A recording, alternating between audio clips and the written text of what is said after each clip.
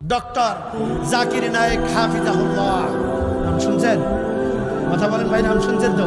নাম শুনছেন শুধু না, ডক্টর জাকির নায়েক সাহেব, আল্লামা সাইদি সাহেব হুজুরের পরিবার, তাদের দাওয়াতে সাইদি সাহেব হুজুরের পরিবারের আমন্ত্রণে আগামী নভেম্বর মাসের 19 তারিখ ডক্টর জাকির নায়েক সাহেব বাংলাদেশে পিরোজপুরে আসতেছেন। আপনাদের সকলের হৃদয়ের স্পন্দন, কলিজার টুকরা ডক্টর জাকির নায়েক হাফিজাহুল্লাহ ভারতবর্ষের কৃতি সন্তান, সারা দুনিয়া জুড়ে যার সম্মান, আকাশচুম্বী সম্মান, ডক্টর জাকির নায়েক হাফিজাহুল্লাহ।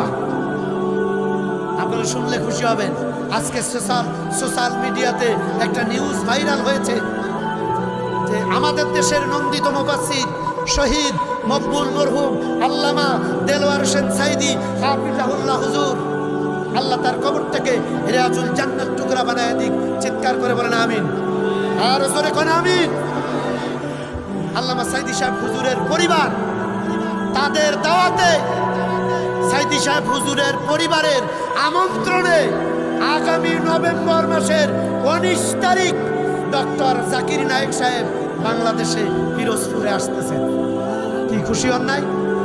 আমি দোয়া করি তেনার আগমন, তিনি আসবেন, তিনি যেন এমনভাবে কথা বলেন আমার দেশের সব আলেম ওলামা, সব প্ল্যাটফর্মের আলেম ওলামা গুতাগুতি বন্ধ করে, ফিতনা ছড়াছড়ি, কাদা ছিঁড়াছড়ি বন্ধ করে আমরা যেন কোরআনের জন্য ঐক্যবদ্ধ হয়ে আগামীতে আল্লাহর জমিনকে ইসলামের জন্য, কোরআনের জন্য, বাংলার ভূখণ্ডকে, বাংলাদেশের পার্লামেন্টে কোরআন পাঠাতে পারি।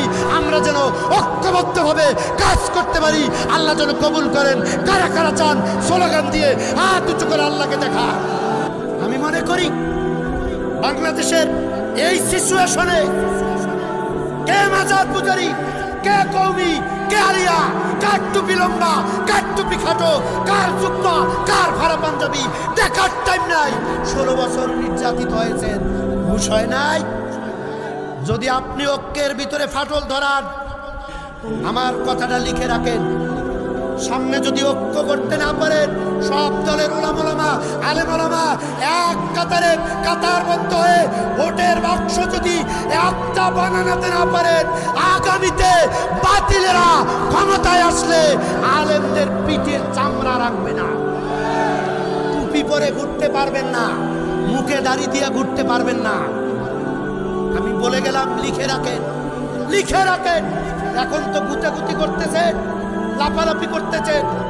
যদি ভুল করে, যে সুযোগ আল্লাহ দিয়েছে, যদি সমস্ত ওলামা হযরত এক কাতারে এক প্ল্যাটফর্মে ঐক্যবদ্ধ হতে না পারেন, বিপদে পড়বেন। আমি ছোট মানুষ, মিডিয়ার মাধ্যমে আপনাদেরকে রিকোয়েস্ট করে গেলাম, আলেম ওলামারা আপাতত আমরা ছোটখাটো মাসালাগত দিক দিয়া গুতাগুতি বন্ধ করি।